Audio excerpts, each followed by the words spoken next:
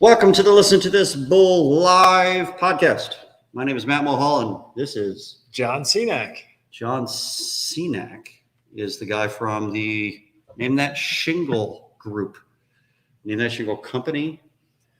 NTSID company. NTSID, yes. Right.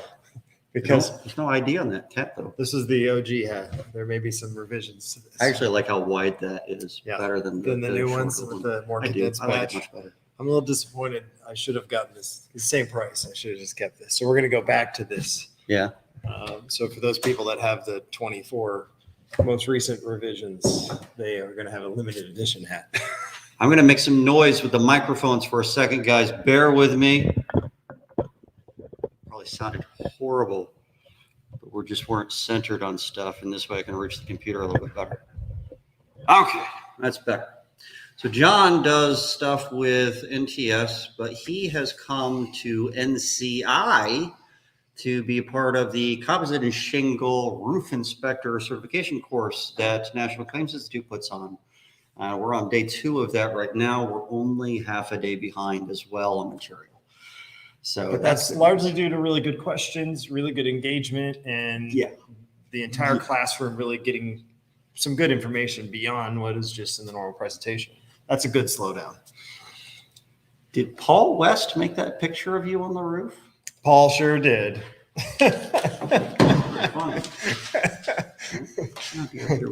As I was sitting there waiting for him to get ready to record about a Broan vent, I thought it'd be coy at that point. And To just kind of lean there glamour shot style. And that's where we landed, was that shot. Well taken by a great photographer.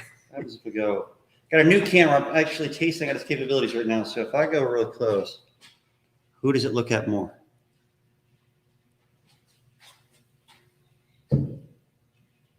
It likes John better. I think it's just naturally, I think it likes John better. it sees the camera from the company cam shirt, and Mhm. it's trying to focus on the camera. There's a relationship going on there that Could be. they spot those things. So, all right, we have Russ on. It looks like we have Conrad on, Paul's on, Javier's on. Perfect. Great to have everybody on. These are all people we are see very these- familiar with and see in various different chat groups. All So I'm glad that John is here because I've been talking all day long. It's my voice is fine. Thank you for asking. But my mental capacity is a little bit low. maybe limited at this point. So Brian, welcome on. Paul, it's a sunny camera. I'm sure that Matt can give you some more I information think on that's that. Conrad. Revolution Roofing. Yes, I would assume it's Conrad. It's Although his company, he right? pops up differently. Maybe he's on his Logo's page. gone. Yeah, did it go to You know what? sleepy mode? So we've got a good backdrop back there now. I So got this new gift from someone. I don't know if you guys can actually read that. we Turn just your gotta head scroll away. down I'll to it. stop Let's looking see, at it. now we'll focus Said, in on do it. not harm, but take no bull. I think that's fucking cool. So David Summerly got that for me and dropped it off during the class. Appreciate it, David. He's in our live studio audience tonight. The sound that you just heard is definitely me drinking beer and not Coca-Cola. Yeah, we don't get paid for mentioning brand names, so we have to cover it up. I feel like I'm off brand by not having a beer in my hands right now. So I almost am embarrassed that I'm drinking a soda. Is that weird? No, Is that like an anti-alcoholic thing? no. It's definitely an alcoholic. Just because you don't want mayonnaise on a sandwich doesn't make you anti-mayonnaise, or anti-condiments. So, Well, condiments are a bunch of jerks. So today we're going to be talking about roof claims. And that's a very broad term. You guys know it is. So what we really want to have is as many questions as possible come through. So if you have a question, please post it in the comments so that we can see your question and answer it. Okay? Told a customer today we don't take any of their bull today. He's like, yeah, F them. I guess he's talking about the insurance company. That's Probably my guess. so. That are other roofing contractors. I would assume If so there's at a that very, point. my wife will be mad if I don't take this off. So I think we should focus this on shingle roof claims, since that's the course that's going This on for is a NCI course. right now. And I can tell you I've gotten a ton of value out of that in the first 2 days. And I felt that I was a fairly competent person in inspecting roofs and documenting things and preparing for that process. But there's already so much I've gained in this first 2 days that I'm going to take back and put into my day-to-day routine to help the claim process. There's a ton of information in this class. Yes. It's a ridiculous amount. Yes. The whole first day, guys, we talked about the construction of roofs, how they're built. That's all we talked about the entire day. Sounds boring as hell, doesn't it? But it's not when you are dealing with the claim that's going to open up the components of the construction of that roof. When you're dealing with moisture issues, when you're dealing with decking issues, when you're dealing with all the components that involve the construction of the actual assembly, from framing to sheathing, to allow you to be able to apply a roofing surface on a suitable substrate, on a suitable framing straight. There's so many connected components that get overlooked in our industry, and just from the inspection process to the final build day process that I gained stuff out of it. And I feel that I was fairly thorough coming into this class and learned that there was more presentation that could be made and a more detailed presentation that really less subjective presentations as well. So I've enjoyed that from this entire first 2 days. Hold on.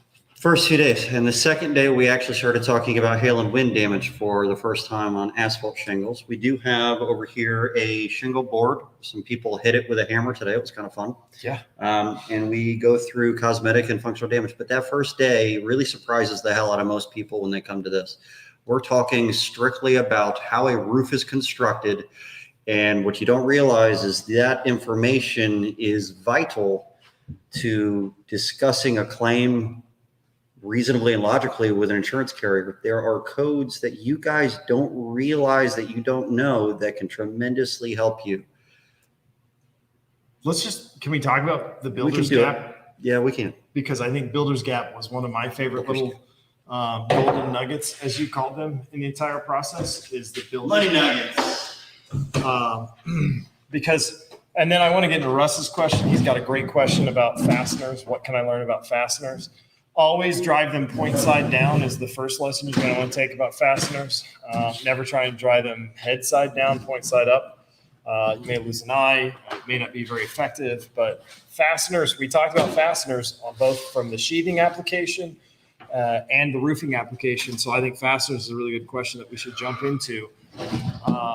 Russ, if you could be a little more specific about what you want to learn about fasteners, because behind us is actually a really great representation of fasteners and what overdriven versus pulled fasteners should look like. So that'd be a good topic that we could get into. You'd have to see him draw it out and talk about it in that time frame.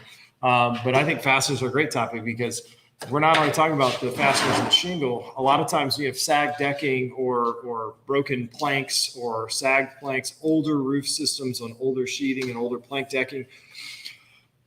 The failures in the decking aren't the only concern. You may start to see decking fasteners that push back through, and they're actually pushing through the shingle, and you can't reinstall the roof on that without at least a re-nail of the decking at a minimum, which is something that's often an oversight on old sheathing surfaces. And how do you present that case, and how do you request a re-nail of the entire sheathing surface? That came up, so that'd be a really good one. Nothing specific, sorry, just seen it in the code book and know I need to learn it. Tell us about the fastener for decking and code requirements for installation of these fasteners.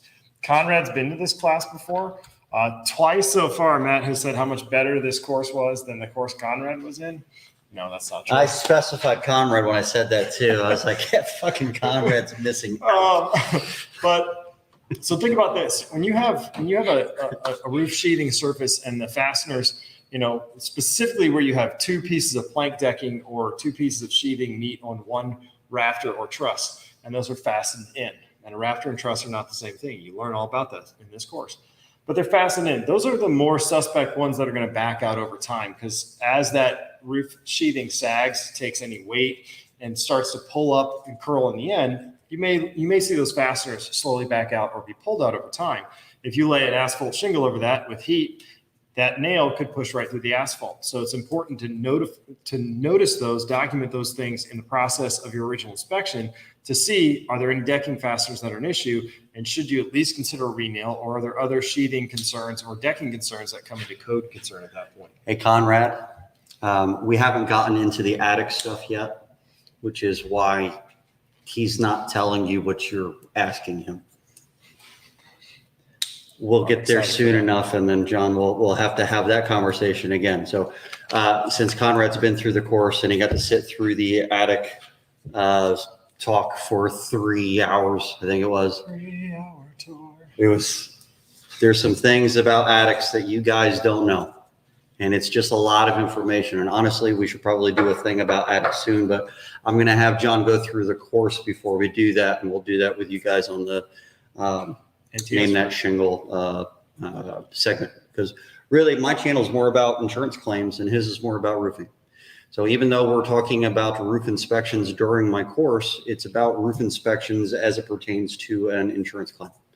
So we are definitely going through a lot of that stuff. So I've got my marker, I've got my eraser, and I've got a microphone set up over there so I can actually draw out some stuff. What was that first question? What can I learn about fasteners? We came up with the topic, and then I realized he wants to talk about fasteners. Should H-clips be used on a reed deck? Well, are the H-clips there? Are they code required? An H-clip is also a term that you would see in the code requirements for supported decking. If it's edge supported, then that is usually the use of an H-clip. Builder's gap. That's what we were That's going to talk about. That's what we're going to talk about. Let me finish the H-clip real quick. Finish the H-clip conversation. Come to builder's gap. Don't let me forget. Here, I'll turn this towards you so it's kind of pointed at you. Does that work? Hopefully we can Probably. Oh yeah. Now this is going to annoy the crap out of people. All that noise. You guys heard all of that. All right. So an H-clip on the side view looks roughly like this, and you got the decking board coming down into the top side and the bottom side. The clip is fairly thick. It's usually an 1/8 inch thick piece of metal, so it automatically creates the gaps that you're required to have in your decking. Dude, your eyes look so crazy. I don't know. It must be the hat. Like, I feel like you look like you're from that movie Dune, and your eyes are just glowing because you've had too much spice or something. I don't know. It does look creepy. There's going to be some nerds in the audience. I hope it doesn't show that way on the actual broadcast. But if the H-clips are there and you have to remove a decking sheet out of the middle of a roof, how do you do that? Because the other side of this decking sheet, am I still in view? Also has an H-clip. I didn't even go into this in the class. So now you got a decking sheet, the side view in between two H-clips. I got to remove that. How do I do that without damaging the H-clips? I can't. So this H-clip is gone. That H-clip is gone. This has to come out. And now I have to put a new one in and somehow install it with two new H-clips. That can't really be done without removing all of the decking going all the way up to the ridge, and a lot of times going outward because they're staggered seams. There used to be a product that was made that looked kind of like this, and it had two layers here. And you would install this from the back side or from the front side, and then this would be perforated right here, and you would bend this up, and it would become an H-clip that you install. The problem is that that bend point was a weak point, and the metal would not hold very well. So as far as I understand it, they don't make those anymore. Or if they do, I haven't seen one in a very, very long time. I've not seen one in a long time, but one of the key terms that's used here and why, the whole idea behind this H-clip is from a code standpoint, they call it supported edge support, or does it have edge support or not have edge support? And it has to have edge support for a reason. So when you're talking about this or presenting this, the need to replace the edge support or maintain the integrity of the edge support is one of the most important ways to phrase that out. We all call them H-clips as contractors, but the edge support is really a crucial component in this being structurally sound based on the span of the rafters and the thickness of the sheeting. If it already meets the thickness requirements and just happens to have H-clips, you still have to go back with H-clips because it existed. You have to maintain the rigidity of that edge support, but present it as a case of edge support and why that's necessary to maintain the integrity of that edge support. It's pretty valuable. That edge support is a big deal because you're taking something out that you can't necessarily go right back in with. Even if you were replacing just the shingles on that, and the shingles are repairable, meaning they're not going to cause further damage when you insert new ones. In order to put the sheathing back in with the H-clips, you're removing so much more material that you might as well be replacing the entire face. It is cost effective for an insurance carrier to replace the entire face. David, can you do me a favor? Yes, sir. You go to that camera and just angle it downward. I don't need the TV and the screen anymore because it's not even showing my logo anymore. Just a very, very smidge. Oh, there's a girl named Ashley Mulholland on. That's my wife. It's funny. I Isn't figured that a as much sexy name? given the last name. So welcome to the show, Ashley. It's good to have you on. She was helping me out. I said, is this still in the view? She totally helped me out. So that one goes left to right. The ball underneath that is what moves the camera up and down. Yeah. It's going to fall if you loosen it up immediately. Yeah, hold the camera tightly because it'll. You guys maybe look at the back of a TV Told you. briefly. Little high. There you go, right there. Perfect. Because that's the only way you're going to do it without hitting the back of the screen. So I think this is good enough for the decking. So ring shank versus smooth shank.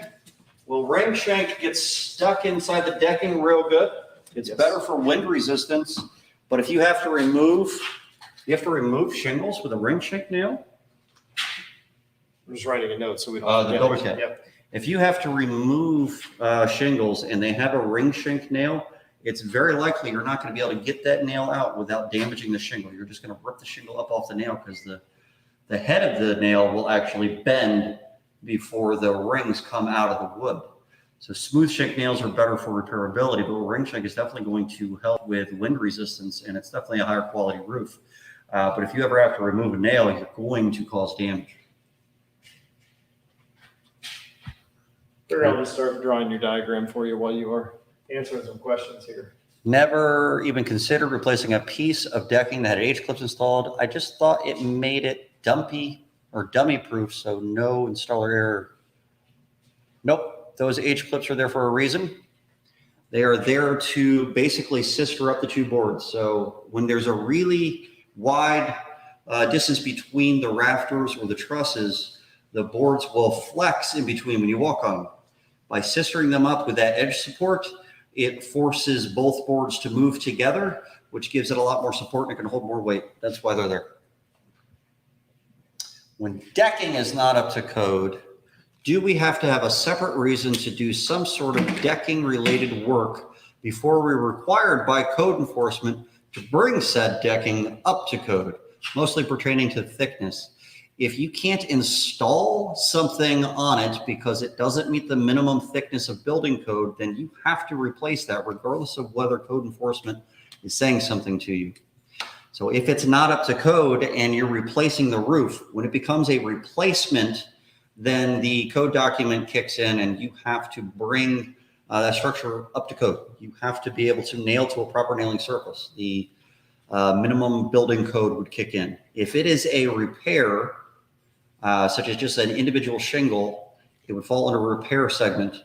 The IEBC, the International Existing Building Code, would say that you are allowed to bring the property back to a pre-damage condition. Pre-damage still had that older thickness if it was originally to code. So until you are replacing a slope or in Florida, a section, then you wouldn't necessarily have to bring it up to code unless code enforcement got involved. So builder's gap. Builder's gap is something that I've always known existed. Didn't really know how to address it until the NCI shingle composition course, and it came up, and I realized that there's an opportunity of not only clear documentation but proper construction and how all that ties together in the pursuit of what is properly indemnifying the policyholder at that point. What should be done, proper construction practice, and is it warranted, not warranted, is a really interesting topic. So I've already started the graph for you to make life easier for you, but I'm gonna let you be the one to explain it. So this is a rafter or a truss. You've got fascia board on the end and you've got a decking sheet on top. The decking is supposed to come all the way down and sister up to the fascia board. Sometimes you'll come across a roof where the decking board doesn't come all the way to the fascia and it leaves a gap. That gap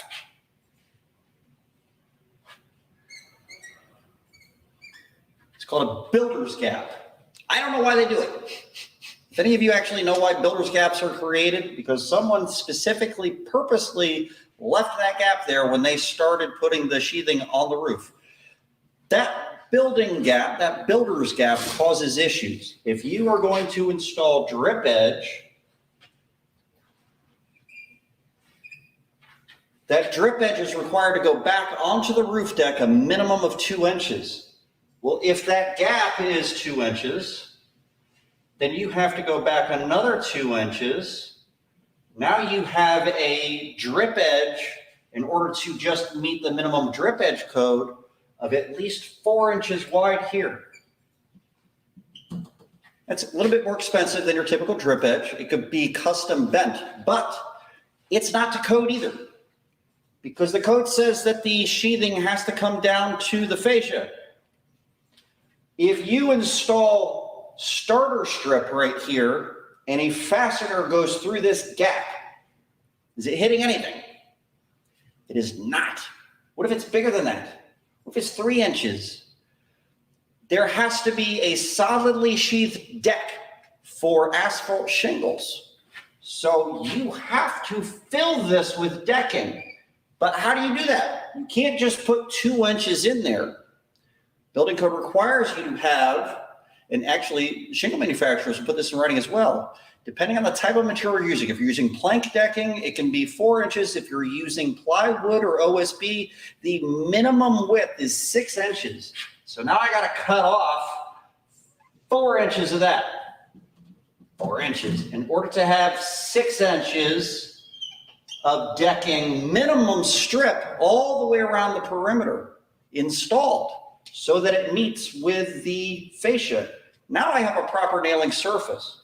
I can go back with a normal drip edge. It still has to go back onto the roof deck a minimum of 2 inches, but it's normal size, which is great. And ice and water is now going to be able to be wrapped around this fascia in areas that ice and water is required. In Florida, you have to put 4 inches of mastic under that drip edge. If that builder's gap exists, that mastic just falls right into the attic. It doesn't work too well when there's nothing to apply to.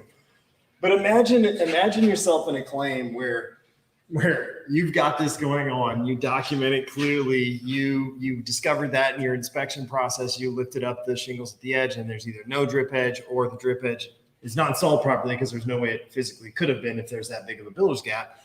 So you document it, and you now have to put yourself in a position to present a case of why you have to go rip plywood, OSB, or whatever it is down 4 to 6 inches across that lower part of that eave to be able to then install a solidly sheathed surface that you can then install your drip edge and your starter shingle to where your starter shingle will be properly secured to a solidly sheathed roof deck.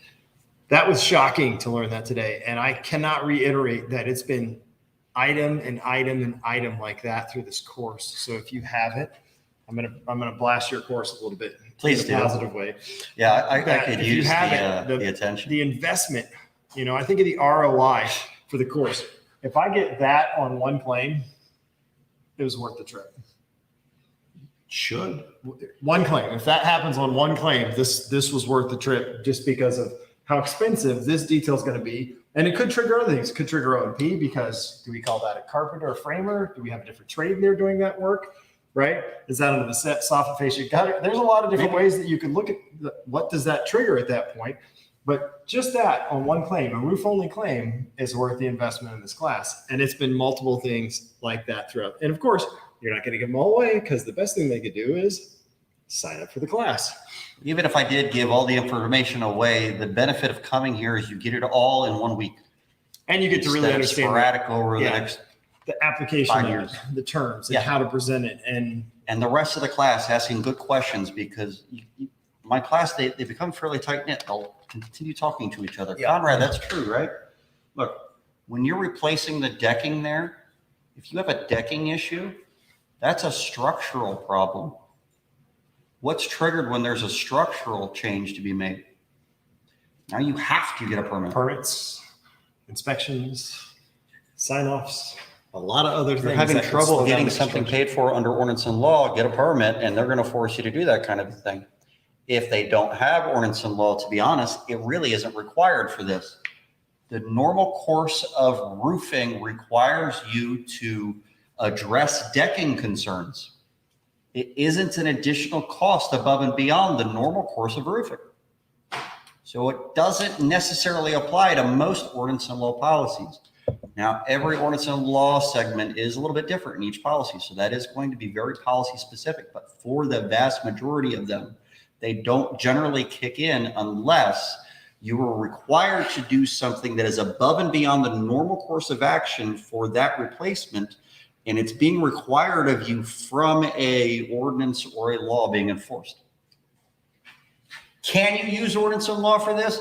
Yeah, you can, but it's not necessary. You don't have to have that for that. And Most of them. in most cases, it's the adjuster's easiest out to apply it under that coverage in their It minds. is. So It is, would I but accept that's it if they also part of approved the it? problem. We caused this problem. We wanted an easier argument. So we're like, well, they have ordinance and law. Let's just put it under that. Yeah. And so we trained the carriers to say, well, they don't have ordinance and law, so now they don't owe for it. And the reality is we were just lazy in our argumentation as a whole, as an industry. And we caused this issue, but that's not what ordinance and law is for. You also need to understand the leverage that your state has, because there are states that have actual language that says it has to go back at code minimums. That helped clarify that. And that was I that got a one. good question. Russ, what you got? How do we here? handle a local building official that won't draft a letter or email backing up local code? Because I'm dealing with a guy right now that's lazy. Find a Russian. I don't know. I think it Hire a hitman. So I've run into this before where you want some confirmation from them that something's enforced. So you're asking for a letter, a draft, and they just refuse to give you that letter or draft. Pull a permit. Even if they deny the permit, pull a permit. And be descriptive in what it is you're pulling a permit for, but pull a permit. Because worst case scenario, you get the permit, they're going to inspect, they're going to have to say this couldn't be done, they're going to have to say this fails. And yes, it's another cost on there. But if you're going to production, if you're going to construction, if you have a job you're headed towards, that part's almost a necessary course. But pull a permit and let them tell you we don't need the permit, or let them tell you that this doesn't require a permit, or let them come out and inspect it and say, no, this has to be corrected and here's why. I found that in certain areas I've worked, that's the case, that they say, well, we can't give an opinion on it. I'm like, it's not an opinion. I'm asking you what your stance is on it. And they're like, well, you would have to have a permit and we'd have to perform an inspection. And it just kind of blows my mind, because for what? We pay for a permit and then the inspector shows up to tell us exactly what their stance is on it. It has to be in action. You may find in some of those situations, it results in repair attempts or some sort of action beforehand to core cut, open up, take off the leading edge, whatever it may be. But it could result in additional work that ultimately gets applied to the claim at the end. So pull a permit is my advice, or at least try to pull a permit and see what they do. Get yourself a code book. Chapter 1, Duties and Powers of a Building Official.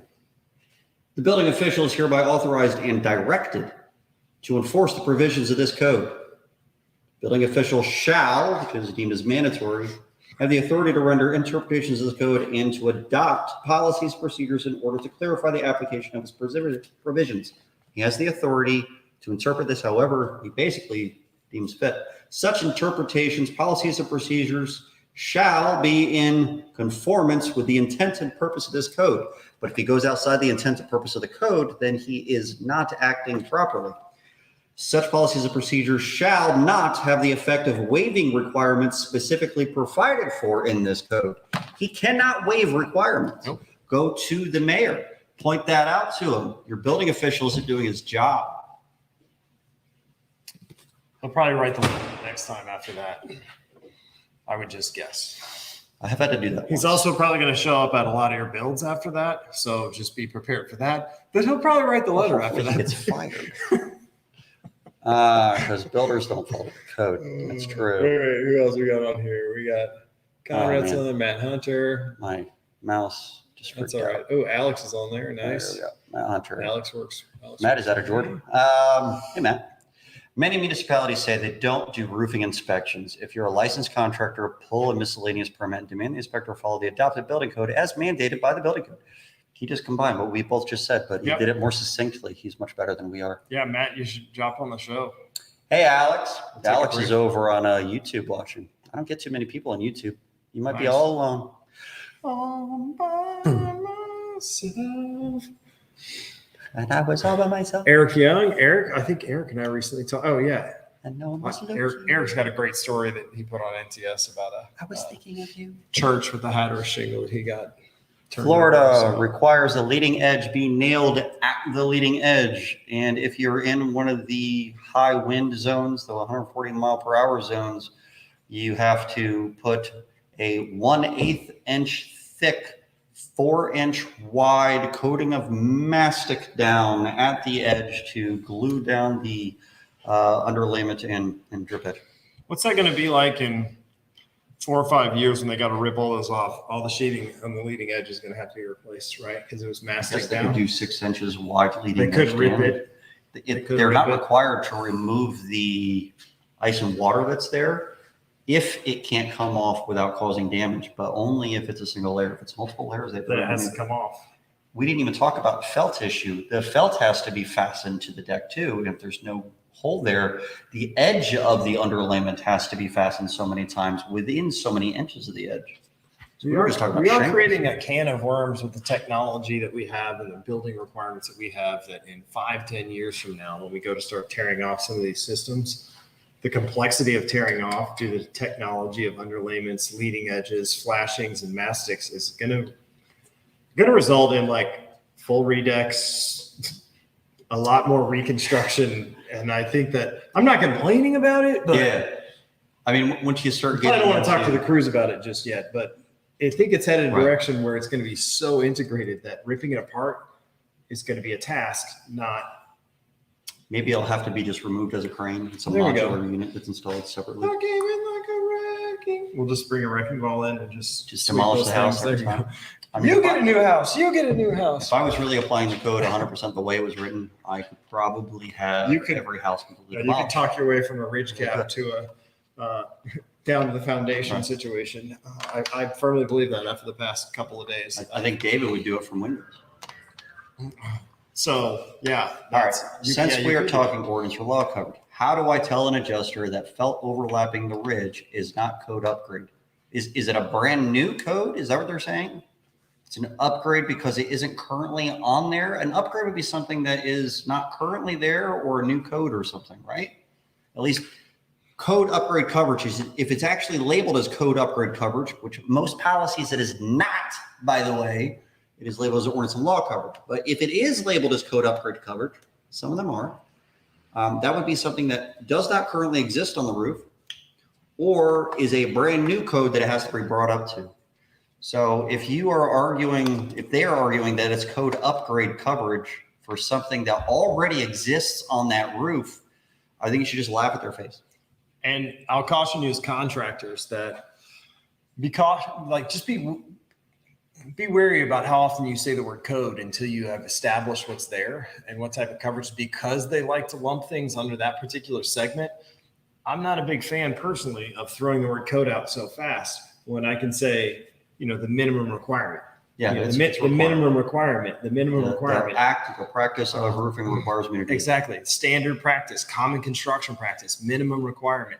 The phrase minimum requirement sticks in my head because you really have the opportunity to be like, so wait, you're not even going to do this at the minimum requirement, right? It's a good tie back at that point to be like, you're not even doing this at the minimum requirement. Well, no, we don't owe for that upgrade. No, this isn't an upgrade. This is a minimum requirement. You're telling me we're not doing it at the minimum requirement? So it's been kind of an interesting thought processing hearing you say minimum requirement over and over again. And what that really means in the process. So I stay away from code in general, but I'm probably going to focus more on that minimum requirement phrase because it is crucial to not walk into a trap of words that, oh, we don't know for that. We don't have that. They don't have that endorsement, but focus on what's actually a minimum in that situation. I like Conrad's statement. Conrad, I've recovered tens of thousands of dollars as a result of the investment I made in attending. What's NCI? National I'm kidding. I feel like instead of charging per class, maybe I can start charging a tithe for every claim that they have going forward. That would put you in a vested interest of them settling the claims, which would be a conflict of interest. So you cannot do that. Damn. So it would defeat the purpose of why you created NCI to have a more fair, unbiased inspection, investigation, and documentation, and understanding all types of damage, not just functional, not just cosmetic, but all types of damage. So if you earned off of everything they made, you would be ruining the credibility you've built there. It's a great idea. I like that you thought of monetizing that. It'd be Well, let me donations, switch though, that right? idea right now. It's donations though, right? It wouldn't have to be, it wouldn't That's be made. true. You'd have to switch this to a non-for-profit, and then people could. They nailed every 6 inches to the subfascia, if there is a subfascia. Clint Moore, I'm already working stuff I learned today in my deposition prep. Hey, he's in the class too. Yeah, he was Nice. at our Florida public adjuster master class last Him week. and David have the same haircut. It's awesome. I do like VICA. I got a farm. That's not necessarily I ordinance don't need to law. click Yeah, on we all covered these. that. That's not ordinance law. That's good stuff. Permit route is my next route. Agreed. Yep. It's nice when people agree with me. It doesn't happen often. New Farm Bureau claim with an old English cut Tamco. And when I brought up like, kind, and quality after approving 5 damaged shingles, the adjuster laughed at me. Were you tickling him? Might So, Could have been. I've never tickled an adjuster on the roof. but on the ground? We don't have to go into I don't that. know that we need to get into this story. It's probably not it is the time, I guess.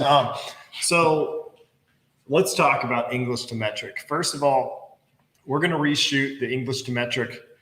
I wish we could get our hands on some down here so we could shoot one down here. Getting a hold of discontinued materials? English cuts. I mean, Let's get on Facebook Marketplace and see who has some sitting in their shed, buy them, and then do that while we're here. But anyway, English to metric. When you're going through that, right? So you asked about like, kind, and quality. I don't know that I would have focused on like, kind, and quality there. If they've extended coverage for 5 damaged shingles, I'd be looking more at compatibility.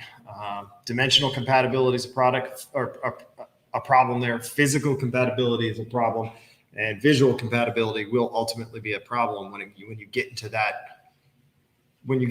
discrepancy between the English and the metric. The sealant's in the wrong place. The sealant for the old English is on the front, and it's actually about 1.5 inches above the nail zone. It's really high, and it's very susceptible to wind. One dimensional compatibility that most people don't know exists is at the bottom of the tooth, the bottom of the gate. Let's just say that their cuts were all, they have 8 different cuts, 8 different widths. If it was 5 inches for this particular tooth on the old English cut, it's 5 inches on the new one. But instead of stretched out over 5 inches of exposure, it's now stretched out over 5 5/8. because you've had to overlap it more. Instead of that angle being like this to get to that 5 inches, it's like this to get to that 5 inches. So the base didn't change, but how they had to stretch that out is different. So it's dimensionally different. So cutting it doesn't work. Trimming off the bottom, there's a lot of reasons it doesn't work, but trimming off the bottom doesn't work because you're changing the physical appearance and the dimensional difference. If the bottom of that tooth, he's bringing over the shingle so I can explain this. Thank you, Vanna. All right, so this, on an old English, if this was one cut, this was one cut, this was one cut, this tooth stayed the same width when they changed the exposure. This didn't change. All they did was stretch it out. So now your angles are different for it to meet the same dimension here and the same dimension here, just stretched out over 5 5/8 instead of 5 inches. So if you trim this, even Can I if pause you for a second and give a money nugget? yeah, fire away. Do the sound. Cha-ching! Okay. I really need that money nugget. This is a dimensional appearance feature of this shingle. In a policy, especially in a anti-matching clause, an endorsement that removes matching, they will say possibly that they don't owe for the difference between the undamaged material and the new material being used to replace the damaged material of texture or dimensional differences. Dimensional differences would be differences in the widths and shape of these gates, not size differences on the whole shingle. Size difference is different than dimensional differences.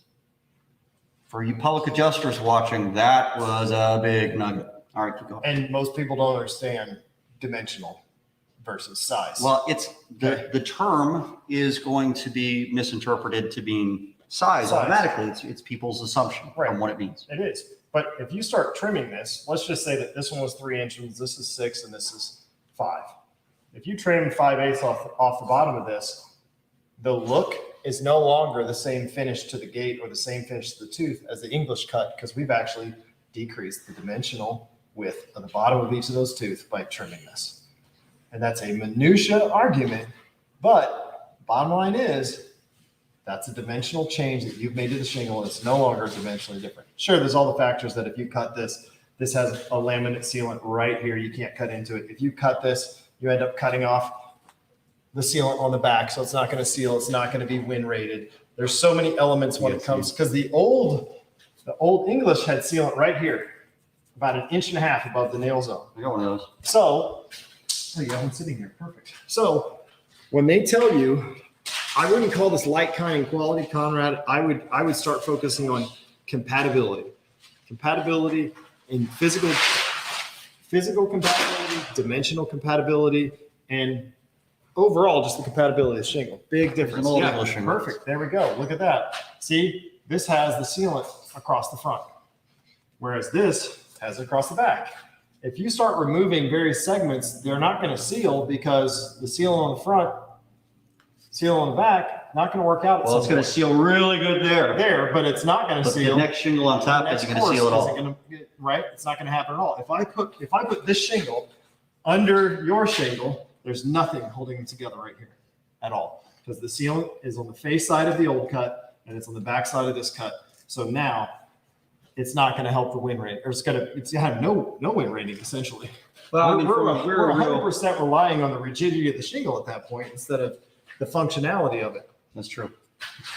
ASTM testing was never performed, including both of those materials being intermixed together anyway. I want you to say that again, because I think people don't think of that. And ASTM testing was never done with those two materials being mixed together. So there's no way to know that it is a legal material to be used on the roof. And the code does require that all materials used be compatible with each other. And the ASTM testing for or standards for applying roof cement, they've never been tested utilizing it to both seal the shingle and the gate. So if you cut the bottom off, what's the ASTM standard for applying roof cement to reseal the gate? There is none. There's an ASTM standard on how you should apply roof cement. Okay, so it doesn't go into the minutia of, hey, if you mar and cut up a shingle and you need to re-laminate the shingle, there's no process for that. There's no roof cement process for re-laminating a shingle, because you cut the laminate adhesive off the shingle. And that's another point you can ask them is, do you have any data or documentation or publication that shows how I should reseal the laminate? And once we cut that, if they're asking to make some sort of dimensional cut across the bottom, ask them for that data, ask them for that publication, ask them where it says how we can properly reseal that laminate, because I've been forced to cut the laminate sealant off the bottom of this tooth. I got that from him with the whole idea of they've never been ASTM tested on the same roof plane. Perfect code reference. Perfect code reference, Matt. Love it when I'm perfect. I didn't get your name right though. That was Hunter. That's a different Matt. Matt. Oh, he gave me 2 T's, the schmuck. I was so happy for a second. Looking forward to the low slope course, Matt. Again with the 2 T's. I only have 1 T on my name, guys. Other than supporting documents and photos of simulated repair, how do you address adjusters that flat out ignore repairability issues? Before you answer that question, do we want to save repair? Do we want to lightly answer this and make tonight's NTS live about repairability and weaponizing the homeowner to make requests for repairability? Sure. We can soft answer this now, right? I mean, you've got a good answer to this question, but we could go in depth for easily an hour on that topic. See if I can think of a way to simplify the answer. Well, give them what you got. I mean, How do I address adjusters? Are you a contractor or a public adjuster? this is my counterpart. This is my other sales guy that me and him both work at the same company. I know. All right. So He's got a red beard. You should remember him. And he's got David's haircut. old guy with a red beard? Not Conrad. He's not Conrad? How do you address adjusters that flat out ignore repairability issues? Understand that policies pay for proper repairs. They don't pay for negligence. In fact, they exclude negligence. How can they ignore repairability concerns if they also exclude negligent construction? I think asking an adjuster that flat out would be really interesting to see what their answer is. So let's just cover this. But now. that is a policy thing though too. So I don't know if you could even say that as a contractor. So I will share some experiences I've had I haven't. that exactly tie to your two concepts, the one you just outlined and weaponizing the homeowner. Imagine this. Imagine the homeowner says, dear carrier, adjuster, whatever it is. It's my understanding that Alex has sent in documentation showing my roof system is no longer repairable. It's also my understanding that my policy does not cover improper repairs. As I see it, you're asking my contractor to perform improper repairs. Can you help me understand one of two things? Why are we being forced to perform improper repairs? Or are you going to amend my policy to allow coverage for improper repairs for when this fails in the future?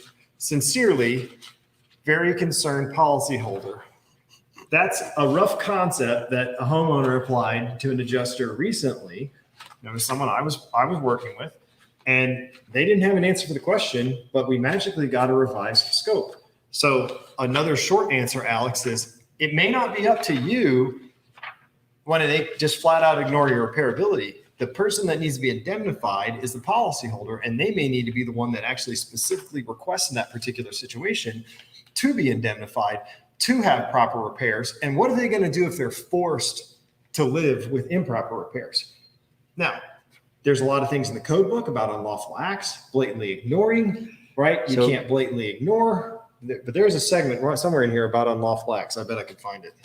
For most municipalities, and it is in chapter 1, most municipalities, there's violations, unlawful acts. It shall be unlawful for any person, firm, or corporation to erect, construct, alter, extend, repair, move, remove, demolish, or occupy any building, structure, or equipment regulated by this code, or cause him to be done in conflict with or in violation of any of the provisions of this code. So let me shorten that to what you would need in a case of a claim, right? Because it's got language for everything. It shall be unlawful for any person or corporation to remove or demolish any building or structure regulated by this code or cause the same to be done in conflict with this code in violation of any provision. You could take all the other, because you're right, like contractor's not some of those language and terms in there, but you could shorten it down and make that really consolidated.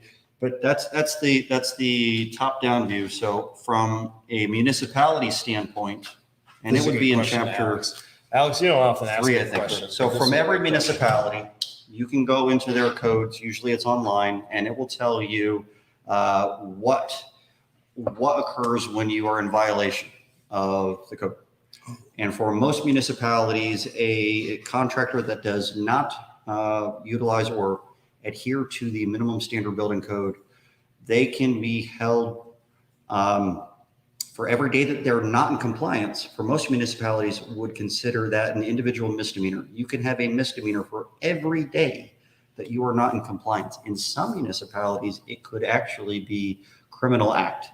And there are states that hold a criminal act for someone, especially if it's a licensed contractor or a state that requires a licensure.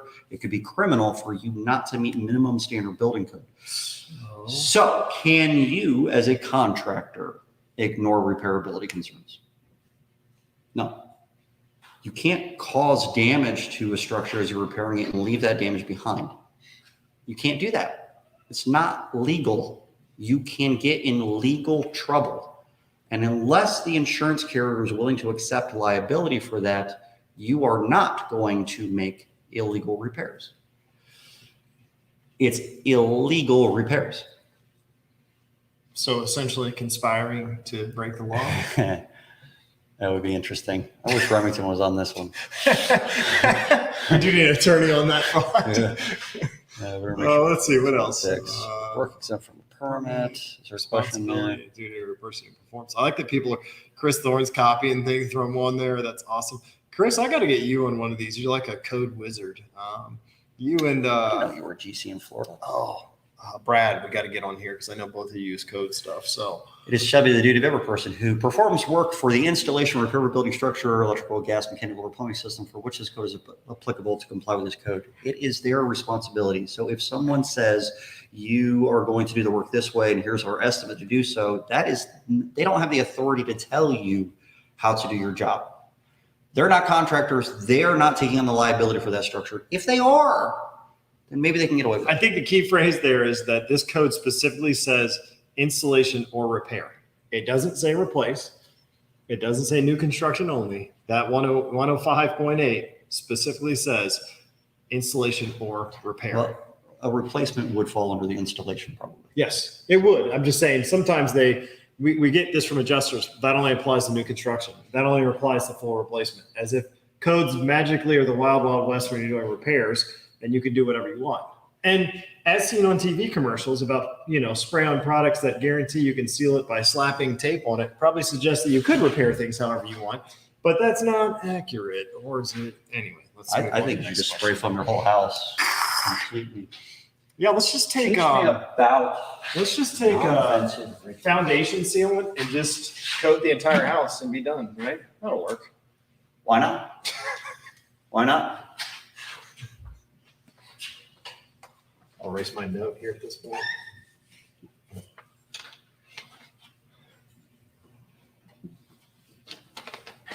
It's a ridge board, side view, rafters coming off of each end. I realize it's not a very pretty picture. This is what you call a salt box house, where one slopes one way and the other one's another way. That's what he's drawing here. It's okay. It's a custom. I love custom when it comes to estimate writing. There's your decking sheets. A lot of times there's this gap here. It's almost like a void of area.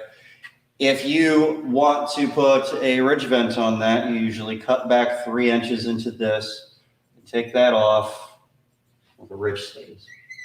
But the decking would come off, and in between the ridges, there would be plenty of area there. And this would be something you would put a ridge vent over. If you're not putting the ridge vent on it, my fingers are going to be so blue. If you're not putting a ridge vent on it, the decking stays that way. If there's already holes for the ridge vent, or if the decking, because actually sometimes there's a builder's gap at the top as well. Sometimes it stops there, and there's actually a gap at the top, and it's not because there was a vent there. It's just that's when they stopped installing it. That's also a builder's gap. You still have to have felt that is secured. You still have to have shingles that are fastened. You're going to have to put some decking in there. And on a non-vented ridge, that underlayment's going to have to come up and over 4 inches this way and back up and over 4 inches this way from the other side. There's a or requirement. 6 if you're in Florida. Right. This is the minimum that I've seen state to state is 4 inches. But on a non-vented system, or as I like to label it, Hey, 4 inches is a lot. Yeah. Just ask my wife. I wasn't going to say. But this is the minimum. So on a non-vented ridge where you're dealing with the slope, especially in this situation where it's a salt box roof and the front slope is 2-story and it's only a small segment of roof and all the roofs on the back because of how you have this shaped out, this could get you to the other side of the roof if you're dealing with felt overlap on a non-vented ridge. So I like to do in my inspections is document non-vented ridge and measure what is 4 inches from the center of that ridge, mark it, and identify what that is for when I need that photo, because it comes in very handy, and it almost inevitably results in a minimum of 2 courses of shingles being removed, sometimes 3, depending on the shingle and the type. Well, yeah, because the one shingle that the top of the shingle comes all the way up. Here's the exposure line. And then you have another, maybe a half shingle here. There's always at least 2 shingles involved, no matter where you are. If there's a fastener within that area, there's going to be a minimum of 2 shingles. It could be as many as 3, because that next shingle actually overlaps into this another 2 or 3 inches. There's 3 layers at most places, or at many places in a roof. Could be 3 courses. It depends on where the shingles end up at the top, because you start at the bottom of your roof rail. Is it prudent to think that you could do this with a roof rake and get those 2 courses off in the normal course of tearing off a roof? Or would this have to be done in a more delicate fashion if you had to take off 2 courses? Well, I don't know about you, but whenever an adjuster tells me that you can just be super careful in that area, I don't think of a roof rake. No. No. No. In fact, I don't even have it on my truck, because if there's anything being done from a repair, partial, or simulated standpoint, it never involves a roof rake. Apparently, in the world of delusion, it involves a drywall putty knife, but not a roof rake. So, but that's a good one, Russ, on the ridge vent. Matt, that's what I'm saying regarding code. Ha ha ha. I'm gonna guess that was the 4-inch laugh. So let's just see. No, that's a half an hour ago. We are way behind. way behind. David Summerly, what's the best way for contractors to know their state, county? David, come ask this question first. We got to scroll down, because we're like way behind on questions, and David, your broadcast is going to end. Come ask this question live. You might as well. You're right here. This is David Summerly, ladies and gentlemen. Hey, ask your question. So, I mean, you've got standard procedures, standard codes, things like that. But what about when there's one-offs where, you know, in one county, state, city, it may be this way or it may be a completely different way? Where is the best place for people to go for that information so that they know those in particular things? Most municipalities online will have their building codes or their codes listed. If it doesn't, then you can always call the building department and ask them those questions over the phone. They're actually usually pretty friendly. The state might mandate certain things. You can go to the state's Department of Community Affairs that actually be listed. But you can just go to municipality websites to find a lot of this information. And if you actually get the codes online, then you can take snippets right from it, and you can send that through email to people. I like to do it that way. Excellent. Thank you very much. Is that the only question you had on here? Yeah. That was it. Look at this. Thanks, I Dave. can't even make this up. Russ is sitting here drinking Green Spot, watching us. I almost bought some Green Spot the other day. Definitely should have done that. And looks like maybe he sent me an ITEL picture. This is funny. Oh my gosh, is this going to be an English to metric one? Oh no, it's a siding one. Matching of undamaged siding. He sent me actual policy language on one too. So maybe we can dive At into that AAA one. telling me the drip edge isn't required. There's no drip edge before, and I live in Minnesota. Is that true? But, It is required Minnesota's on now. 2018 and it's 100% required. Okay. Okay, And maybe not. If it's just a repair, then you don't necessarily have to bring it up to code. It depends on the True. municipality. So if he's talking about a repair that's been approved so far, then no drip edge wouldn't necessarily be required. But if they are already replacing a slope, then drip edge would have to be required, and it's going to have to overlap onto the other sides. Yeah, and AAA, I've seen a variety of different AAA policies or deck sheets, whatever you want to call them. About that idea. But if for whatever reason they don't have ordinance and law, which we just covered, why that's kind of not a real applicable situation. Minnesota does have statute 6510A or whatever it is that says all replacement cost policies have to go back at a code minimum. So if you need that statute, reach out to me. I'll get it to you. But it's absolutely code. It's under the flashing sections of the 2018 code book, which is what I think Minnesota's under 2018, if I'm not mistaken. So Bart actually helped us out. 65A. Look at that. It's like they're reading. We'll be closed. Closing Nice. on the new campus tomorrow. The city just keeps pushing it back on us. Does that That's mean we're- fantastic Does news, that mean we're Frank. building a bunch of stuff tomorrow? No, but there's a shit ton of stuff to move it into it first. All right, let's see. When I grab a shingle off the Where roof, does first it thing I do, matching? Ours take pics of the side, replacement of shingle. Okay, nice. Not a question. I'm just going to go to questions at this point. There's so many. Yeah, because there's a touch. Oh, I like Casey's question. Good stuff. That's not a question. It's a Hi, great Casey. Thanks for. We answered it. Oh. Got it. How do I beat matching policy limits? Oh, okay. I'm just texting. That's what you he's- images. All right, here's what happens. Certain carriers have a matching endorsement where they allow, wait, are you talking about limits in dollars? Or are you talking about, He said limits. So in a policy under a Okay. matching clause, if matching is kicking in, if that no, he's talking endorsement about is the kicking in- added premium where they add the matching endorsement. Yeah. So if there is going to be a limit, maybe it's 10,000, maybe it's 20,000, maybe it's 15, it'll be a limit. And in that endorsement, it'll list out what is supposed to be involved in that. Most of the endorsements that have a limit like that only say that they will pay up to a certain amount if there is a mismatch between the undamaged materials and the new materials being used to replace the damaged materials. Those are shingles. Those are not nails. Those are not felt. Those are not accessories. Those are shingles. If the endorsement does not specify and all the other accessories and components that go into the replacement of the roof, then they are not included in that limit. So Labor, is labor included in that limit or not in that limit? No. Okay, so you'll have to segment out the material it has to be separate component. specified. All right. Now, some I'm endorsements trying to read it will down. list other things that are included in that limit. Did he give you the endorsement? Yep. Can I see it? There you go, right there. Zoom in all you want. But let me add some insights while he's reading that endorsement. Is you have to think of the factors that apply that are outside of that matching endorsement, because matching endorsements are nice in non-matching states. However, what else applies there? If it's a siding issue and house wrap causes you to move to the other elevation, that's not a matching issue. That's a code issue. That's a compliance. That's a code minimum. That's a common construction practice.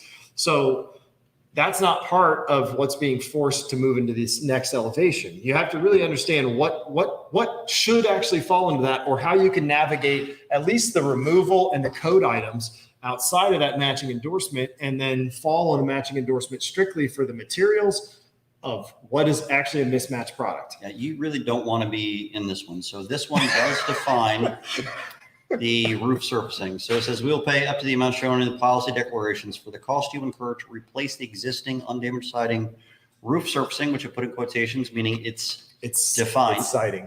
It's a siding item. It's a siding deal. Yep. All right. Well, then siding isn't defined. Bingo. The amount you incur to replace the existing undamaged siding. So house wrap doesn't fall under that. Roof surfacing indoor windows in the dwelling or the structure, which if the siding, roof surfacing and/or windows in the dwelling or other structure is damaged by a peril insured against, if the replacement siding, roof surfacing and/or windows do not match the existing undamaged siding, if the mismatch is due to fading, weathering, oxidizing, or color materials, texture, or dimensional differences. Ooh. For siding, that might be the differences in the stamp in like a cementitious siding that makes it look like wood. That would be dimensional differences. It's not size differences, not even on this. Or obsolescence and unavailability of siding, roof surfacing materials, indoor windows. In addition, the coverage only applies to undamaged siding, roof surfacing, indoor windows. It actually specifies coverage only applies to undamaged siding. So that additional cost is just for the siding itself. Not the labor, Not the labor. not the house wrap, not the scaffolding, not like Paint. all the other, paint that could come into play here. Fasteners. Debris removal, or does that fall under material? Debris removal would fall into the material part, right? No. Yeah. Material is So purchased. if they have a $10,000 endorsement, that's like gold for vinyl Well, it siding. does say the replacement of the siding. So replacement could Include labor. include some of that stuff. It's ambiguous is the reality. Right. You're arguing an ambiguity clause or an ambiguity issue. When the policy specifies what is owed for under replacement cost coverage, then it's semi-defining what it means by replacement to include all the things necessary that are reasonable and necessary to make those repairs or replacement. But it Yeah. isn't defining replacement, it's defining replacement cost coverage. And there is a difference between that and the word replacement. So if they're saying they will pay up to this amount for matching of the undamaged siding, and that's to replace the siding, then replacement could at least involve the labor of the siding Right. being installed. It's ambiguous because it could also even be argued that it doesn't include the house wrap and all that other stuff, and that might not even be included then. Sometimes when they have a clause like this, the cause of loss becomes a concern for the other accessories. It's complex and complicated. It's better to make it a different argument. Yeah. 9 times out of 10. If you can, Repairability. I did one of these last year, and the matching endorsement came into play. And we were at, I want to say, within $1,200 of the limit. But we put the house wrap, the debris removal, everything we could under the original claim or under code. And we were able to we came in 800 under the endorsement at that point. So what? No bad hair days for your Paul. No bad hair days Nice. when you're bald. That's a fact. That's a fact. Me, I have bad hair days. We got to wear a hat. So, I think that was about the siding issues. let's see. One more before you wrap it up and keep it going. That's right. We got to go over to yours, don't we? Well, I'm tempted to wonder, should we move the party, take 30 minutes? Is there a quiet restaurant where we can do our live or is that just going to be too loud? It will too take distracting? me quite a bit of effort to put it together. Oh, we can do it for Mike. Oh. Oh, yeah. With 2 of us, we would have to have Equipment all and this. Yeah, we'll probably switch to. Yep. All right. Never mind. Sorry. Well, let's answer some more questions and then we can jump. Can the policyholder just tell the carrier they're total jerks? I mean, they can. Emotional and logical, right? Logical will get your claim moved through. Emotional may not. So can you be in trouble for emotional things? No. Could you be in trouble if you misrepresented codes and You know ordinance what? and laws? Yeah, you could be in trouble for that. If the policyholder has recordings of the guy being a jerk and then calls him a jerk to his face and to his manager, but they have the recordings to back it up, then then they should Matt just probably. opened the recording can of worm, which is a can of worms to say the least. So, hey, John. John came over to Maryland. Anthony's on. Man, look at that. What's up? He's watching on YouTube too. John came over to Maryland and helped our company out. Awesome training. Thank you. I appreciate that, man. They have so many discontinued products. It was and I got to see a plant change delivery of shingles where there were shingles from a state that never should have been in Maryland. Because we got on one roof and it had English cut, Georgetown gray landmark. Okay. Then we go over 2 doors and we get on it. I'm looking from the ground. I'm like, this is the exact same shingle. It was built in 05. This is right at that time. This is perfect. Get on it. And I was like, this one's metric cut. What in the world? So we looked at the print off the back and we had certainty to run the print. And it was from south somewhere. It was when they converted the plant sizes and that plant was shut down for the conversion and they were shipping in shingles from another state. Oh, I wow. thought the weird freakish thing that I happened to see of all my nerdy things in life, shingles that I love to analyze the shingles. I remember thinking to myself, why is there a Georgia shingle up here? And I realized it happened to be right when they had that plant shut They down. purchased Georgia Pacific. And then push those shingles up there it was a certainty plant, but it was from Georgia. And it was because the certainty plant that was converting sizes was shut down to convert size. I couldn't believe it. It was really cool. But anyway, We what's have another some one? of those Georgia Pacific shingles on a full metal roof replacement. If the high heat adhesive underlayment is completely stuck and damages the decking while removing, does the insurance company offer the decking? They would cover. Yeah, it would be part of the direct physical loss. If you can't remove it without causing damage and it has to be removed because it's damaged and replaced, then anything that occurs as a result of that repair is part of the direct physical loss, and that's what policies cover. The only time that it would not be included is if it is specifically excluded as under an anti-concurrent causation clause in the exclusionary section, But which it wouldn't be. does the high temp adhesive underlayment function the same way as ice and water shield that you can put on 2 layers? You have to remove it. You have to remove it. Well, it's going to be stuck to the underside of the decking anyway. Okay. I See where I'm getting at? Because ice and water shield, you don't have to remove it. You can put another layer on. So does the high temp paper function the same way? don't think it does. I don't think it does either. May need to look into that one. It's a good question. I'm 95% sure, but there is that 5%. Because I could I see don't you wanna be- peeling it off and saying that, hey, this had to be done, and them saying It you never should have isn't. peeled it off. I mean, the code specifies a ice barrier, an ice dam barrier. You are correct. It doesn't It is very specify. descriptive. All right. I think, yeah, That would I answer don't it. think so. I think it has to be removed, and that would. That'd be the one time though that the adjuster would know the codes and be like, well, technically you put on 2 layers. And you're like, what in the world? I mean, you can put on multiple layers, but you do have to get down to the decking, especially if there's a leak issue. Yes. Why are you replacing that metal roof if there isn't a leak of some kind? Usually there is. Right. And the fasteners that are going through that high temp adhesive underlayment, if it isn't going to self-heal around those fastener doors, Yeah. now you got holes all over the place, you'd have to seal. That is a It's problem. not a good idea. No. All right. What else we got? We're almost at the We're gonna bottom. Ian, welcome on. Ian messaged me a couple times during class. That's You fantastic. guys, stop asking questions. We're going to get to the ones that are in here, but then we're going to move over to John's the Name That NTS Shingle Forum in Facebook, a few minutes. Facebook group. And We can continue that there. It's a Facebook group. If you're not a member, it's free to join. I think almost everybody on here is, but let's read this. How do you word an email to an adjuster going from 3 squares approved to 3 sides due to repairability, fail, and mat transfer? Do I need a letter to show it against guidelines? My direct It's answer IKO. is no, because you won't get a good letter from IKO. And I'm not picking on shingle manufacturers. I'm against bashing shingle manufacturers. We know that from my group. But number one, company cam. Okay, if you're taking really good company cam files to show that the repairability failed and well documented ones, I can share some with you if I haven't already, Ian. But I can show you how I document it as a contractor and the language I use that's very contractor focused. Matt, as a public adjuster, could put a lot more language in there that I may not be able to dive into or ask I wouldn't. questions. As a PA, I would want that to come from a contractor. Why would an adjuster know whether or not a shingle is repairable? True. Now, some of us would know exactly why it's not repairable, but it shouldn't come from a public adjuster. Even if I know exactly what I'm talking about. Yeah, I'm an adjuster. I need that to come from a qualified contractor. I'm a someone that's contractor. competent. I specialize in building product placement. That's what I do.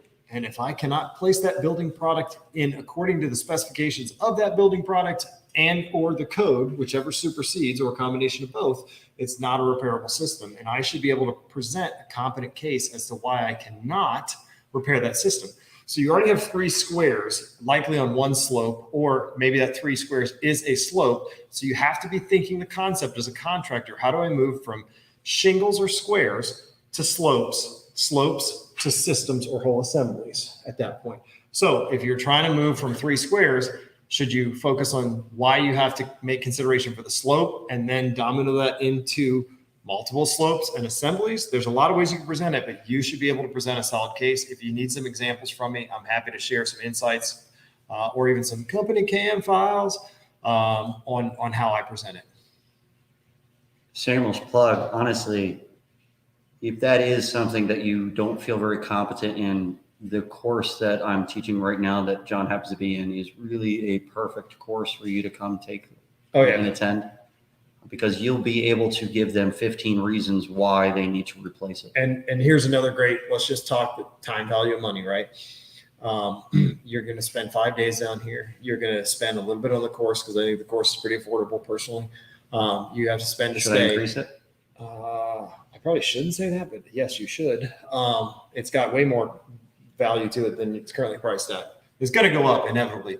But It has to be. just that one claim that you're describing, Ian, if that one got approved, you'd see your ROI in the course right away. So, and you get to repeat that process over and over again. Okay, I think we are going to. And then you get to have one of these really cool certifications.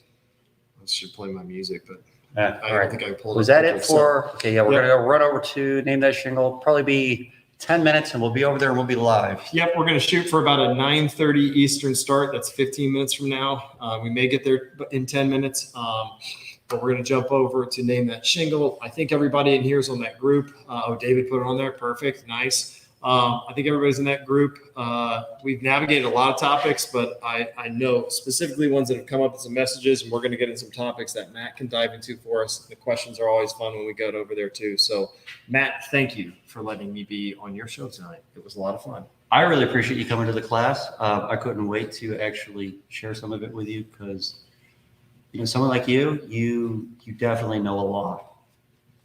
But I'm sitting in the background going, man, there's so much though. Do you really know it all? I mean, there's a lot. Well, you saw one of my aha moments, and it was very humble. I didn't want to show it, but it was like in my head, I was like, damn it. I never thought of that. And then it just Yeah. occurred No, again. it was occurred really again, very it good, occurred really again. cool. So I appreciate Scott. being able to be on the show. So Are we going to a bar? I'm going to the bar. Clint, let us know which one. We'll make the Clint, if NTS you're one. going to the spot across the street, stop by and say hi real quick, and maybe we'll join you after the thing. Yeah, absolutely. Yeah. Just Anyway. no fireball. No, God, no, no. And what was that thing you had me drink? Screwball. Guys, stay away from screwballs. It will screw with you. Yeah. I think that's why they call it that. Yeah, that's All right, we're out. Name That Shingle is the name of the group we're going to continue this conversation on. Join it right away if you're not a member. I'll see you guys next Tuesday. Otherwise, I hit the wrong button.